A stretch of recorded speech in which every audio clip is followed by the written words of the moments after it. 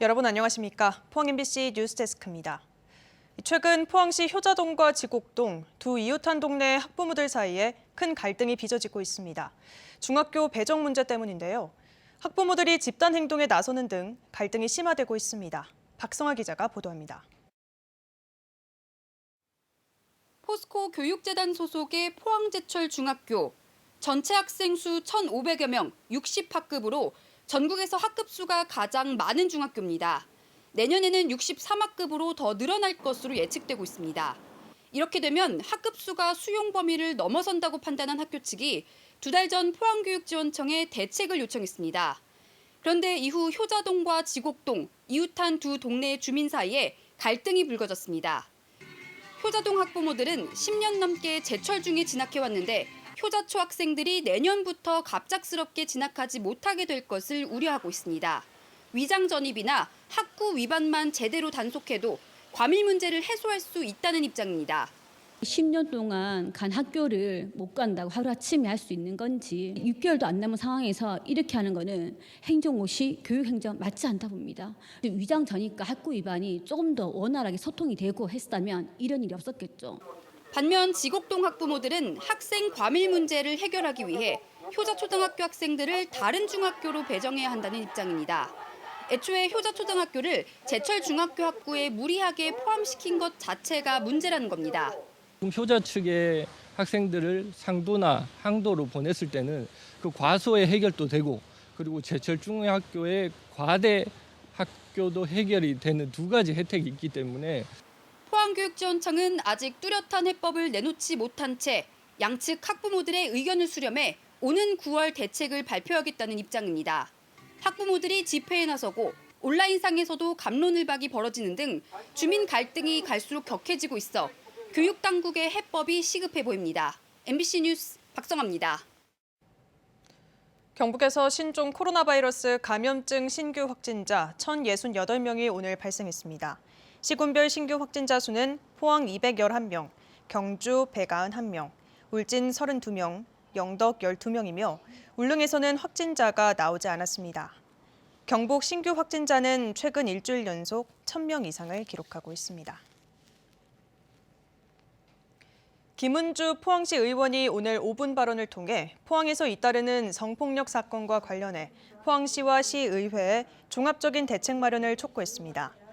지난달 드러난 포스코 성폭력 사건의 경우 피해자가 기본적인 보호도 받지 못한 채 근거 없는 음해로 2차 피해를 겪어야 했고 포스코는 글로벌 기업임에도 직장 내 성희롱 예방 지침은 참담한 수준이라고 비판했습니다. 또 포항 남부경찰서에서 2건의 직장 내 성희롱 사건이 발생했는데 성희롱 사건을 수사하고 처벌해야 할 경찰 조직에서 이 같은 일이 발생해 참담한 심정이라고 밝혔습니다. 김 의원은 포스코와 포항 남부경찰서는 앞으로 성평등한 조직 문화를 만들기 위한 대책을 수립하고 포항시도 여성 친화 도시 포항이 성차별, 성폭력 없는 도시가 될 수 있도록 노력해야 한다고 주장했습니다.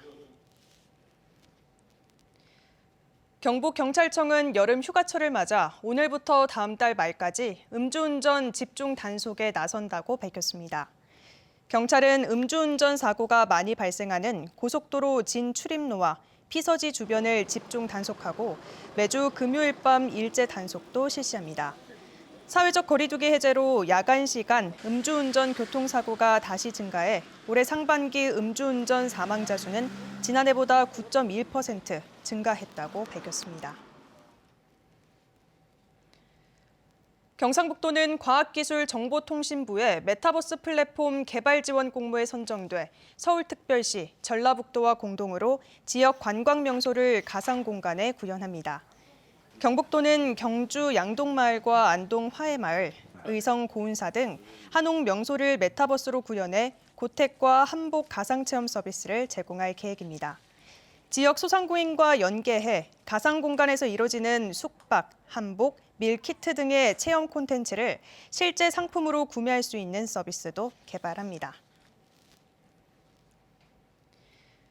2025 에이펙 정상회의 유치에 나선 경주시가 미국 전 연방 상하원 의원 방문단을 초청해 유치 활동을 벌였습니다.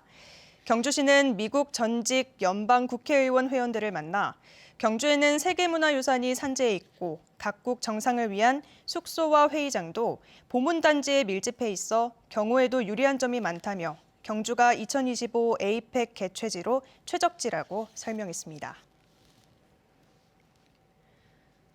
경북 동해안은 장맛비가 내리고 있습니다. 포항과 경주는 내일 아침까지 5에서 20mm의 비가 더 오겠습니다.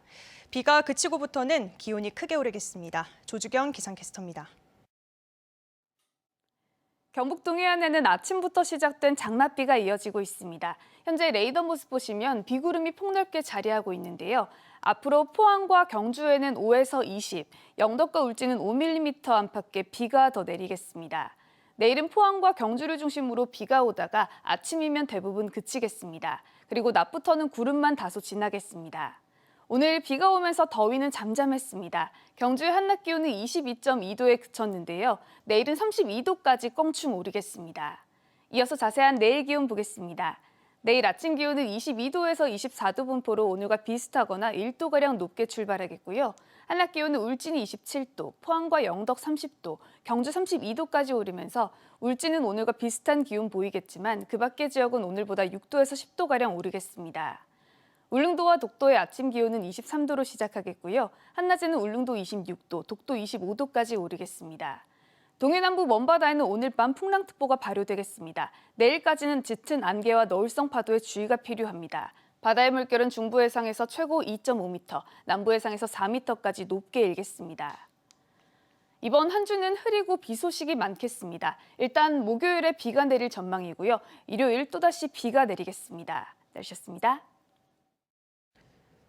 경상북도는 관광두레 사업에 참여할 신규 주민사업체를 다음 달 25일까지 모집합니다. 신청 자격은 시금, 숙박, 기념품 등 관광 분야의 창업을 준비 중이거나 창업 경영의 개선을 희망하는 3인 이상의 주민사업체입니다. 서류와 현장 심사를 거쳐 8월 말 사업자가 선정되면 맞춤형 지원이 이뤄집니다. 관광두레 사업은 지역 주민이 사업체를 만들어 지역 특색을 살린 관광 체험 상품을 개발해 운영하는 사업입니다. 경주문화재단은 이연균, 오동훈 등 경주에 연고를 둔 작가 7명의 작품 27점을 전시하는 회복 탄력성 다시 특별기획전을 개최합니다. 이번 전시회는 예술과 과학, 융복합적 사고를 위한 교육형 전시로 대형 현대미술 작품과 제작 과정을 한자리에서 살펴볼 수 있는데 오는 9월 11일까지 열립니다.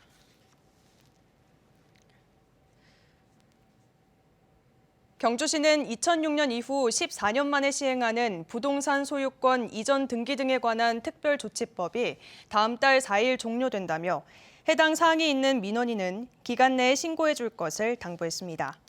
특별법은 미등기 또는 등기부의 기재가 실제 권리관계와 일치하지 않는 부동산을 민원인이 등기할 수 있도록 도와주는 제도입니다.